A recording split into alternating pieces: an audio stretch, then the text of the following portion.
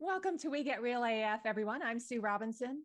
And I'm Vanessa Alava. We are doing some fun new things on social you should check out. You can find us at We Get Real AF across all platforms, including live streams on Twitch and video recordings on YouTube. And if you haven't already, please take a quick moment to subscribe, rate, and comment on the show. Yes, indeed. Well, who among us has at some point been stuck in a traffic jam or faced a long daily commute to work? I know that I have. The pandemic has certainly relieved some of that traffic over the past year, but as more people leave big urban areas to work hybrid jobs, the need for efficient ways to commute, potentially over longer distances, isn't going away. So joining us today to talk about an emerging form of commuting by air is Diana Siegel. Diana is Director of Strategy for Electra Aero, a company developing hybrid electrical aircraft designed for ultra-short takeoff and landing. These commuter aircraft will provide sustainable, close-in access to urban centers without the need for a runway. Prior to her role with Electra, Diana oversaw electric aircraft projects for both Boeing and Porsche. Diana holds an MS in aeronautical engineering from the Massachusetts Institute of Technology and a bachelor's in electrical engineering from the University of Queensland, Australia. And she is joining us today all the way from beautiful Lucerne, Switzerland. Diana, welcome. Welcome. Thank you so much. Hi, Sue. Hi, Vanessa. Great to be here. Thanks for having me. Oh, we're so delighted to have you. And before we learn more about the future of commuting by air, and in my head, I have to admit, this probably dates me, but I think of the Jetsons and their cute little car that they would fly around. But anyway, before we dive into all that, can you tell us how folks can find you online and also Electra Aero online? Sure. So you can find Electra Aero under www.electra.aero. You can find me on LinkedIn under Diana Siegel and also electra.aero, or just email me at siegel.diana@electra.aero. Awesome. So I know there are a couple of acronyms that are really important in your industry. One is ESTOL, I think it's pronounced. And can you tell us just a little bit about what the types of vehicles are that you're involved in developing? Sure. So at Electra Aero, we are developing what we call sort of a quiet ESTOL aircraft that's really targeted at serving regional sort of like an urban air mobility markets. And the ESTOL really stands for electrical short takeoff and landing. And it's not the kind of short takeoff and landing that you may have seen back in the 70s or 80s, where that meant more like a 2,000-foot sort of like runway that you're using, but really extreme or ultra short takeoffs and landings where within about 100 foot or something, you're becoming airborne so that you could take off and land within basically the size of a parking lot or a barge. So really something that we could see placed sort of like in every city, community, every smaller town. So you could create this high speed air connectivity network directly between cities, sort of like rather than having to go through large airports, right, that are typically at the outskirts of town, right, that takes you an hour or more to get just to and through, to really sort of like help build that kind of high speed connectivity between our cities and regions. That is so interesting. And, I alluded at my intro about commuting and how not fun that is for people who do live in urban areas. And I know that we've seen some real demographic shifts here in the US post-pandemic as people move to more remote areas, and some of their work they can do remotely, but some of it they still have to be able to commute in and out. So can you kind of give us a picture of how your company sees the future of commuting for workers and how this technology could play into that? Yeah, no, this is really a technology that could just expand your radius of life, right? Sort of like be that for where you live or where you get to spend your weekends, who you might be able to visit sort of like in the evenings, and particularly in a world where you might not have to go to the office every day, but you might be going once or twice a week. You could imagine sort of like taking one of these ESTOL aircraft for maybe 100-mile trip or 60, even up to 150 miles and basically get there within 30 minutes or to an hour. Something that first from a timing perspective is doable, and also from an affordability perspective is very much doable. Because if you look at how much you could actually save in terms of your rent, right, or your house price living further out sort of like from a large populated area, and kind of balance that with the pricing that we're imagining for that kind of service, that is something that will become very much affordable for the average person, not just for a very selected few VIPs that might be even doing this today with helicopters. Can you explain or speak a little bit to the technology that allows for such speed within such a short distance? Absolutely, because there's really been a shift in technology since the Jetsons, right? Since the 60s. Back then, aerospace engineers basically had to make do with traditional mechanical engines that had limitations in terms of the size that you were able to scale them down to, in terms of the power density that they were able to pack. But now with the advances that we're seeing on electric propulsion using electric motors, we now have the opportunity to downsize motors sort of like to a scale where we're not just limited to using one or two engines on an aircraft, but we can actually imagine using several of them and really using that to our advantage to create completely different designs than what we were able to do in the past. So in our case, what we're doing is just imagine a very conventional aircraft, fuselage, wing, a tail, but instead of just adding one or two engines to either the nose or the wing, what you do is you place 8 small electric propulsors along the full span of the wing, and imagine sort of like blowing that wing very intensely with those small electric propulsors. And that is called basically blown wing technology. It's a technology that's been known for the longest time, just hasn't been able to be leveraged well without the capability of electric propulsion. But if you do that, if you blow the wing intensely with those propulsors, the wing is able to make much more lift at much slower speed. And therefore, you're able to take off in a much shorter distance than you could if you didn't have that technology. So we're taking off at something like 30 miles an hour, right? An extremely slow speed compared to a conventional aircraft. So really something that's city driving speed for a car, right? So that also means you have a very gentle acceleration and takeoff. It's not an experience like being catapulted off an aircraft carrier, which is, I guess, an easy visual to get into your mind, but that's really not the idea. It's a slow takeoff, just leveraging the power of blown lift and electric propulsion. You answered my second question there because it was going to be, what does that feel like? But since it's so slow, it seems like you wouldn't really feel much. I mean, it's very, very gentle to your point. That's awesome.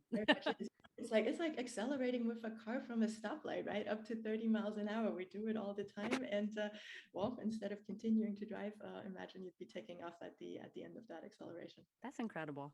It is incredible. And I'm picturing it, it feels probably like a more gentle experience than, to Vanessa's and your point about when I take off in a major aircraft, you just sort of feel like the power behind you. So do you envision this technology being like at someday people having this instead of a car, in addition to a car, or is it going to be more like a public transportation sort of market that uses these and offers this as a service as opposed to people owning the vehicle themselves?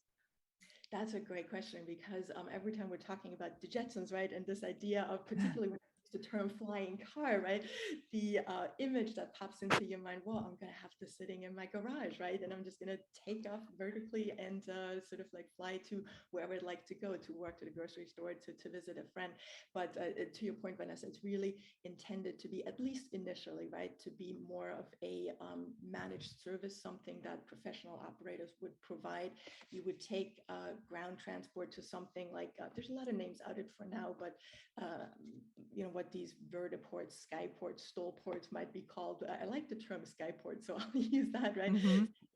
A skyport that could be at the top of a parking garage, or it could just be a ground-based setup, sort of like somewhere in a parking lot, sort of like, or use sort of like a barge in a river, and you just take a taxi or take a bike or any micromobility service to that takeoff location. You fly from one skyport to the other, and then you might use ground transport on the other end as well. But really intended to be more of a managed service rather than something that you and I would necessarily drive around like we do our cars today. So I hear a lot of individual passengers, but do you also see this being leveraged as somewhat of a, public bus transportation where you're carrying multiple passengers at once? And I guess how much can this craft carry? So there's different sizes out there that are envisioned, but mostly sort of most designs are looking at carrying between 1, 2, sort of like maximums of up to 9 passengers. We are looking at sizes around 5 to 9 passengers. That's a good size to be able to do a extreme short takeoff and landing and get decent sort of like regional ranges with that. So the idea is really that you would pool several passengers into one aircraft. And given that you are taking off from a skyport and it's a multimodal type solution, right, you tend to have more sort of like people pooling together to one location, right, than bring everybody together at that point to go from to go that trunk route, right, and then everybody fans out into their towards their final destination, but really intended as a solution that pulls a couple of people together, not as much as in a large aircraft. We're not talking about 50 to 150 people, Right. Few parties. And then, like, how far in the future do you see this being widely adopted? What's the sort of time frame that you guys have in mind for this?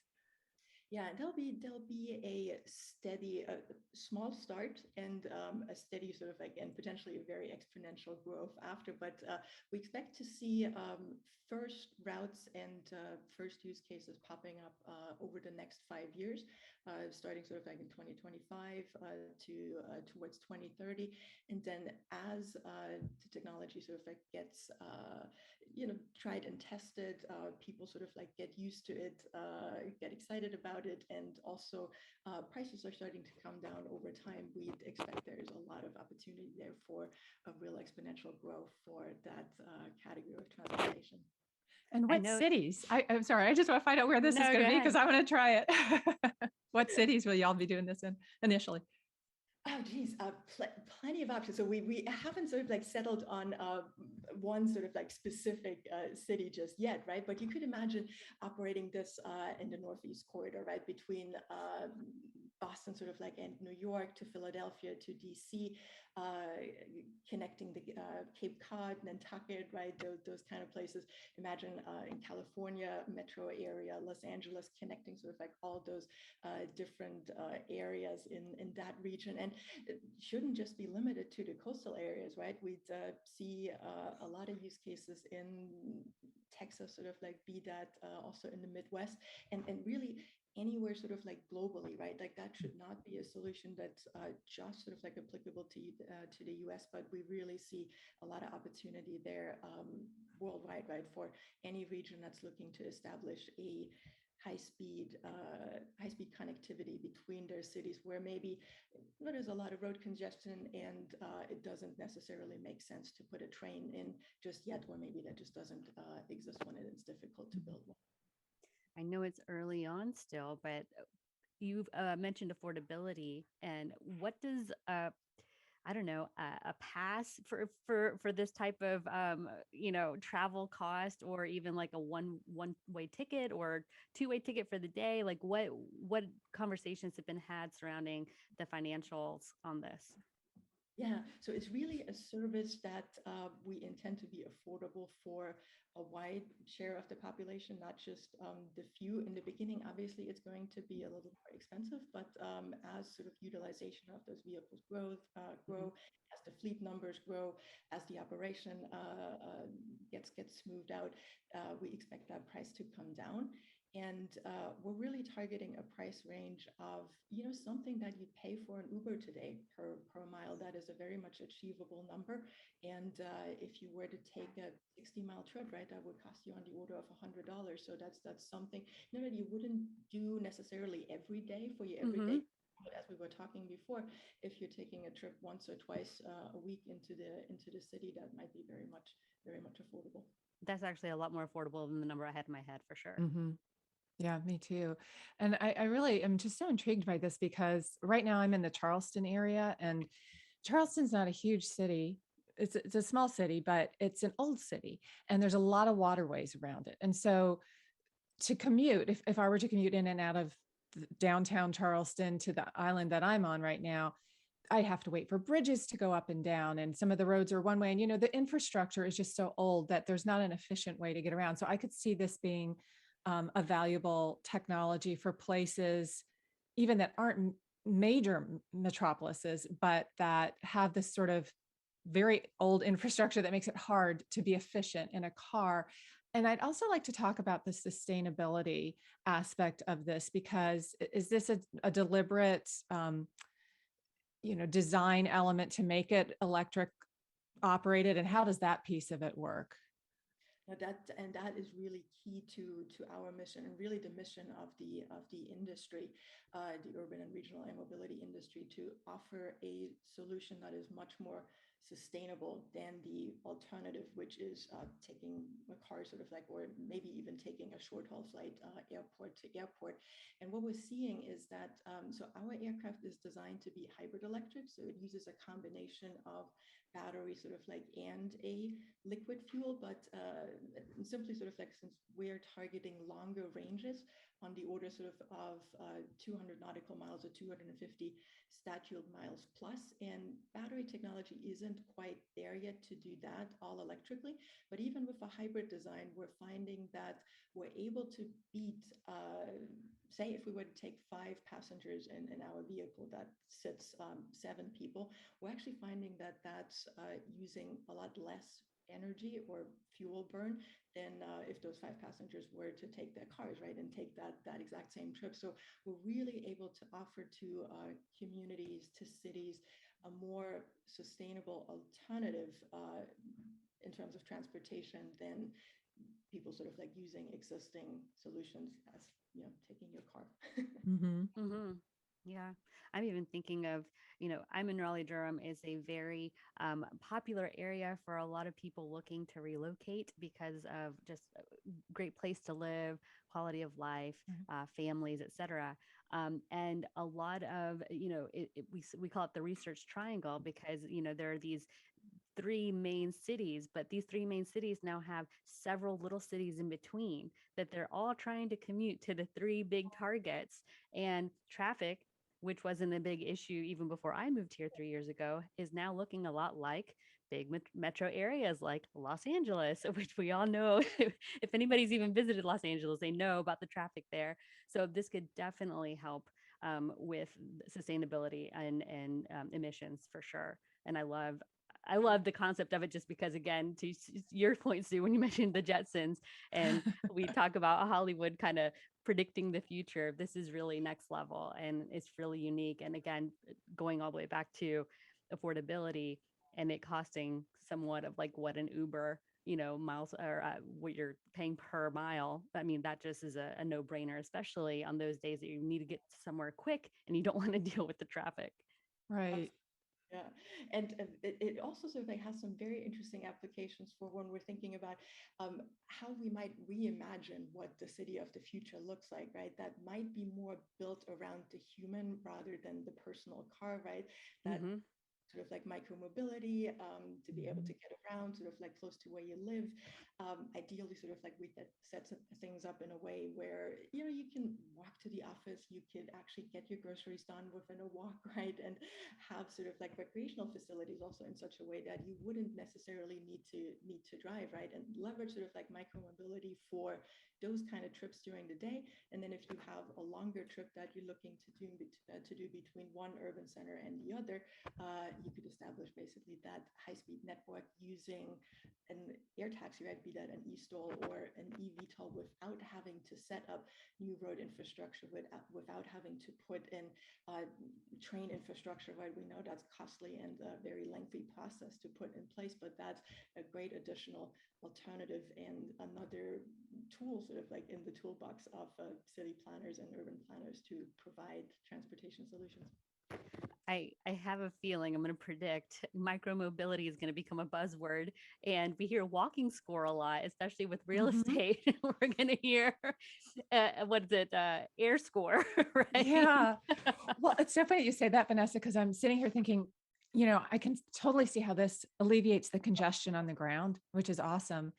But then there's the flip side where I'm thinking, okay, we also have drone deliveries and drone technology, and it seems like our air space is going to get kind of crowded. So I don't know if you guys, what you think the future of airspace is going to look like, Diana, but I'd be interested to know, is it going to get crowded up there?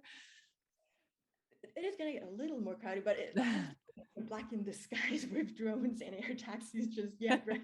Right.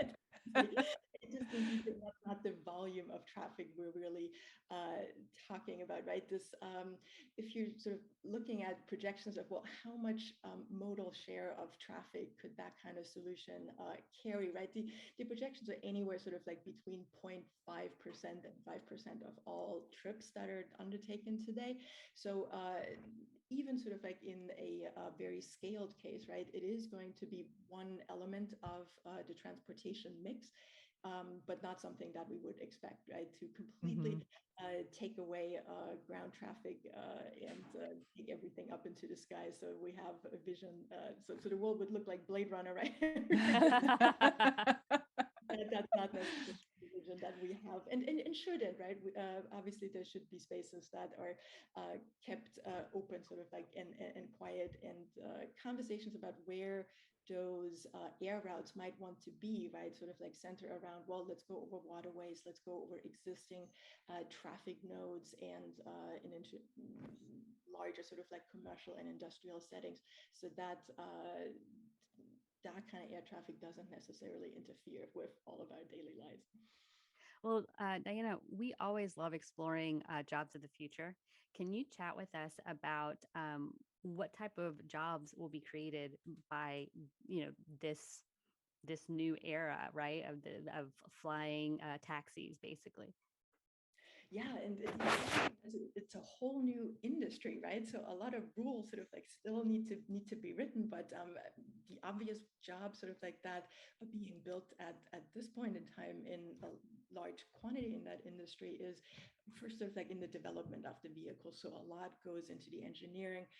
The electric propulsion systems that's new technology, right? So a great opportunity for young talent to come in where there isn't necessarily as much knowledge sort of like in wisdom from an existing generation, right? And a lot of opportunity to really break into those fields. But then if you look at the next stage, right, we're really looking to commercialize that technology, integrate it with the rest of the transport mix, really start providing the service to passengers. It's just a lot of opportunity there on the operations of that vehicle, the communications, the marketing, and really engaging also with public stakeholders, be that regulatory authorities, the communities. They should want to have this in their making sure that we communicate about this technology, right, and the value that could bring to a community, to make sure that people there embrace it rather than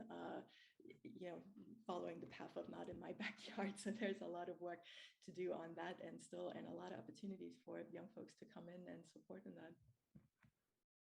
Well, in that vein, I would love to hear more about your own career path. I know you have a couple of engineering degrees, aeronautical and electrical engineering, I believe. And tell us what your journey has been, and kind of what it's been from through the lens of a woman in those fields, because I imagine there weren't a lot of women doing what you were doing when you were coming up.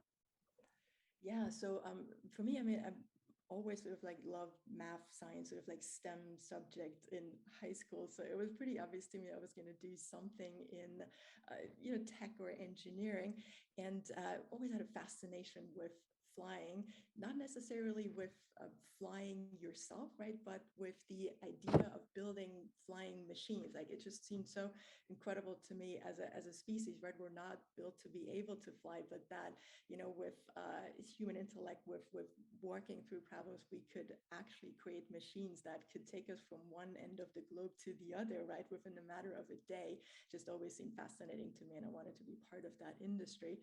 So enrolled in engineering, actually electrical engineering for undergrad. Then got lucky to work for a couple of larger aerospace companies in Germany, for Lufthansa Technik in maintenance engineering, and then the defense side of what is now Airbus Group as a design engineer. Great experience to just learn sort of like how an operation works, how a large engineering project is set up, right, and how all the pieces come together. And then went back to grad school, actually studied aerospace engineering, got lucky to get into MIT and work with just a wonderful sort of group of professors and students that were just super keen on, I guess, changing the world, right? We No like big deal. And, well, I don't know, luck would have it, but I actually didn't end up in aerospace engineering after graduating from my master's, but ended up going into management consulting with the Boston Consulting Group. And I think that was an eye-opening, just awesome experience that I'm still drawing on today, because it just got this great insight into how large corporations function, how they make decisions quickly, right? Also with limited kind of information. And that was just a great exposure to another side of the world, right? To the business world, rather than just the pure engineering side of things. But a few years in, at an alumni dinner, got acquainted with the CEO of Aurora Flight Sciences, a company I'd always admired based out of Virginia in the US, that had just built amazing planes, sort of like long endurance planes, robotic airplanes, highly automated airplanes. And they had big plans to get into the commercial side of things, sort of like had a couple of projects underway. So I joined them, and about a year in, we kicked off the flying car project, or the air taxi project, prior to the Uber Elevate conference back in 2017, that really put this entire idea of urban air mobility on the map. But with that project, we traded a bunch of configurations, built a subscale aircraft design, a quarter scale aircraft 7 foot long, just to show that the technology could in principle work. And well, about a year later, we were acquired by the Boeing company, who then gave us the opportunity to actually build that aircraft that was an eVTOL, not an ESTOL, so an all-electric vertical takeoff and landing aircraft. They gave us the opportunity to build that full scale. I was lucky to get to be the program manager, the program lead for that. And we grew basically the team from, our small group of 5 people that had basically put together this little aircraft in a garage. No kidding. Basically grew that team to 100 people that then built a serious 1-ton, sort of like full-scale, people-sized aircraft to show that an all-electric, how well sort of like an all-electric vertical takeoff and landing aircraft could work. And we got to fly that about a year into that program, which was super exciting for me. But yeah, I mean, for various reasons, including the pandemic, that program didn't continue after, but gave me the opportunity to follow the former CEO of Aurora Flight Sciences, John Langford, who is now the founder and CEO of Electra Aero. Basically gave me the opportunity to follow him to Electra and pursue ESTOL, which when we were trading designs, always felt like, well, this is a really interesting alternative that we really should look at. So ended up basically in my current role through that path. Amazing. And when you said as a kid, you always thought it was so cool to think about, we're not designed as humans to fly, but we can design machines that can take us, anywhere in the world in a matter of hours. I'm always in awe of airplanes and bridges.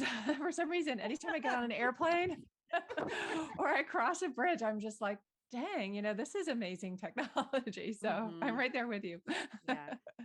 What a great career. And I also want to just invite anybody that's listening, you should go on YouTube and check out this video, because the sheer joy that's coming off of Diana, like you can just tell she's enjoyed every minute of her career and getting to just play. I mean, that's exactly what it sounds like. You've just been playing this entire time, which is awesome. Working hard, but enjoying it. Always like that.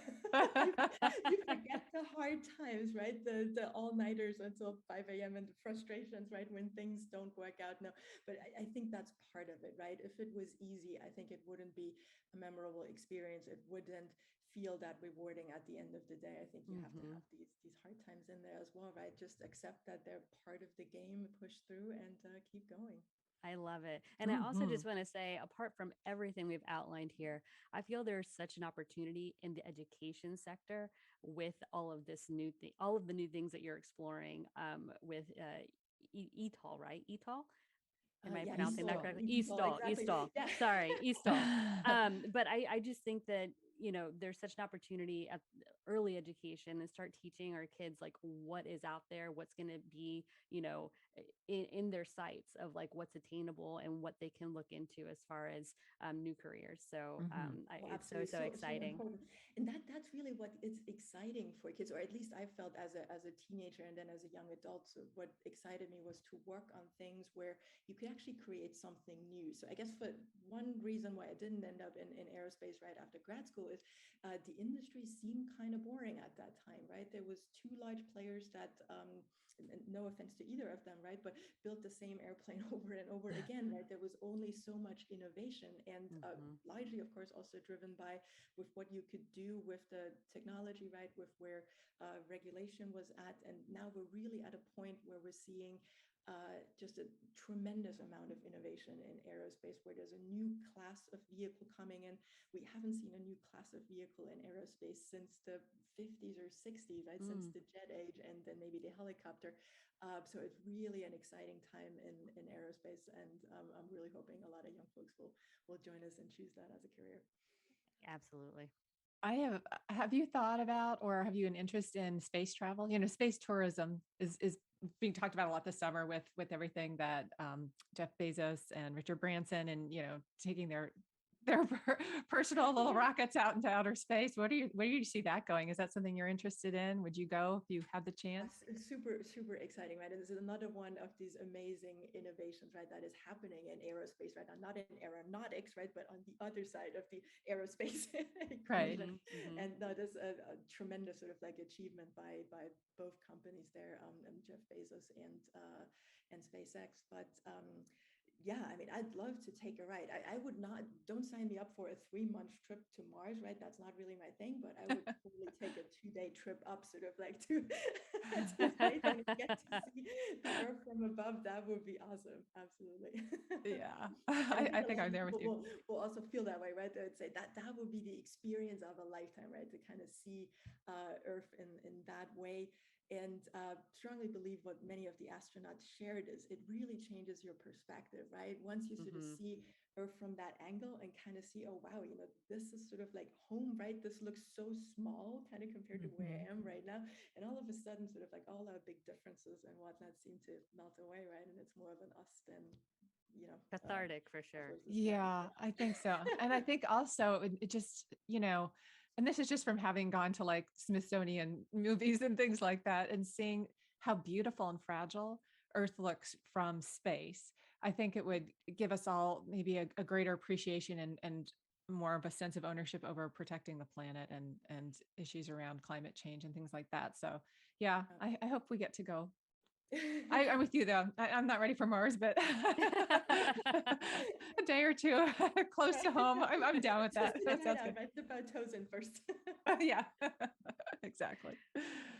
All right. Are we ready for the lightning round? I think ladies? so. All Awesome. right. You want to kick it off, Sue? Sure. So Diana, the lightning round is just some fun questions that are more like on a personal level to get to know a little bit more about you and your journey. And I'll start off asking one that we love to ask all of our guests, which is 3 pieces of advice you would give your younger self. Oh, that's a great question. First one would be to be more proactive. I think particularly in my very early days, first or second job, right? I think I felt too shy and probably also too impolite. I felt that it was impolite, right? To speak up sort of like as the newbie when you felt, well, why are we doing things like that, right? Wouldn't there be a simpler way to do it? And why are we not looking into this opportunity? And I would really tell myself, well, most of the time, people actually look favorably on people putting in suggestions, right, and really being that kind of proactive in the conversation. So one thing I would do, and second would be when choosing a job to really pay disproportionate attention to who's going to be your direct manager and who are going to be the mentors, right, that you'd be working with regularly. That really are the people that have just such an extreme impact on what you get exposed to, right? What you get to learn, and that should be extremely important, more important than the salary even. And last one would be to just not dwell on your mistakes, right? At the end of the day, we'll all make them, and I think as females, we're sometimes pretty good at putting ourselves down over those. But if you didn't make them, sort of like you didn't push yourself hard enough. So important to just deal with it, move on, and continue. Fantastic advice. Mm-hmm. All right, Diana, how do you define success? To me, it's really waking up every morning and knowing sort of I work on a project that creates something completely new, right? And has the opportunity basically to reshape how we live and work. And it just, again, it just shows you do glow. You just look I'm so telling you. excited, and there's an authentic passion there, which I love. That's what we all want to have in our career. What resources do you wish existed for women in tech or looking to get into tech that don't currently exist? So for me, growing up, I felt I was really lacking a broad sort of like set of female role models, right? Not just sort of the teacher, the dentist, the pharmacist, right? But like a broad sort of like range, right, of all the spectrums of opportunities that you would have. And I'd really wish sort of like we'd showcase women more like that. And I'm so excited about the work that you are doing, because you're doing exactly that, right? Basically broadening the horizon for women and girls sort of as they get into the workforce and like think about what they're going to do with their lives. Thank you. Thank you so much. And I agree. I mean, seeing is believing. My Mhm. daughter was watching me do something with the podcast not too long ago, or maybe even a day or two ago. And it clicked. Like everything that we're saying, like she literally said to me, she looks at me, she goes, Mommy, when I grow up, I can do this. And I said, Of course you can. You can do anything you want. But it was seeing a female doing something that was exciting to her. So, yes, Yep. so much yes. Mhm. Um, what celebrity would you cast to play you in a movie? Ooh, well, we're not exactly in the same age group, but I'm a huge fan of Meryl Streep. I feel like she any character, any age, and she's not afraid to speak her mind. Love her. So We get a lot of Meryls, and we love that. Yeah, she's awesome. If you could start a movement that was, does anybody else hear that sort of weird feedback? I Are you have a hearing little that? bit of feedback unless I'm hearing it. Okay. All right. Well, we'll just keep going because we're getting to the end here. But if you could start a movement, Diana, that was guaranteed to go global, what would that movement be? oh, geez. I mean, I'd love to see our cities, particularly some of the cities in the US, sort of like build more around humans, less sort of like than the personal car. So I'd love to start a movement sort of that would support public transport, micromobility, right? Scooters, bicycles, you name it, over roads. I think we'll end up with much more livable spaces, and well, then we can add the flying cars later. Air score, I'm telling you. Yeah. It's going to be a thing. It will. I think you're right, Vanessa. What myth about women in STEAM would you like to dispel? I guess sort of like the myth that women and girls sort of like either don't like STEM subjects or cannot be good at STEM subjects. Because in high school and engineering, my female friends and I mean, we're not the best, right? But we certainly sort of like fit in just fine. So this myth always seemed a little bizarre to me. And my theory here is sort of like these subjects are hard for both genders, right? But if we let girls believe that somehow they're wired to not be good at STEM subject, right, it becomes a self-fulfilling prophecy. You don't end up trying in it. And I think both genders sort of like have similar potential to master those subjects and get into those careers. Agree. Agree. I have a question that we haven't done in the lightning round before, but it sort of ties into some other conversations that Vanessa and I have had offline. And that it's about if there's an obstacle or a situation that you encountered in your career as a woman, was there a moment or a conversation or an obstacle that you had to overcome? Just tell us the story behind that, if you can think of one, and how you managed it. So I guess sort of like I've been really lucky sort of like in my career that I've had extremely supportive mentors all throughout. And admittedly, sort of like when I didn't have maybe that that's not the greatest solution, right? But I ended up moving on to sort of like an environment where that kind of support and mentorship really was provided.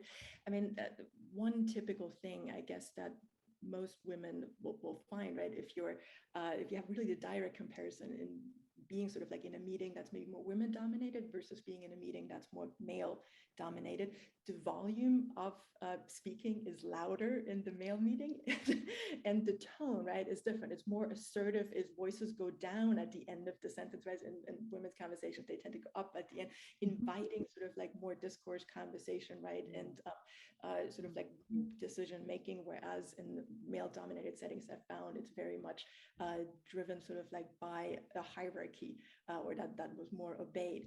So I guess you learn to navigate and play by the rules in a novel setting that I think is sort of like one of the challenges that women face in male dominated settings, just because you need to adjust to the majority, right? And it feels a little uncomfortable, not natural, but well, sort of just harboring sort of like an inner assertive person, right? And Right. just raise your voice, right, if you have to, and make your point and make your stance, and it'll get better over time.